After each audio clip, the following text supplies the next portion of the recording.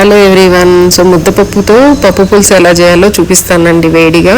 So ఒక onion, ఒక కొంచెము టమాటా అన్ని కట్ చేసి పక్కన పెట్టుకోవాలండి. కందిపప్పు కూడా నేను ఉడకబెట్టేసి పెట్టుకున్నా, పసుపు ఉప్పు కొంచెము ఇది వేసేసి.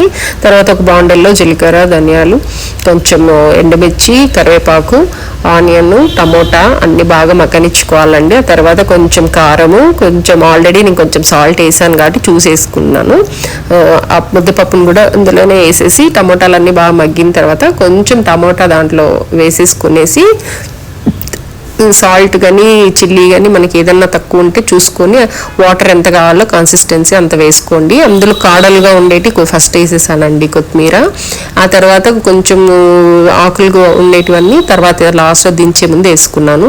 సో అంతే అండి, సింపుల్. మరిగినిచ్చిన తర్వాత హాట్గా సర్వ్ చేసుకోవడమే. సో కాంబినేషన్ వచ్చేసి ఆనియన్ పకోడీ విత్ ఇది.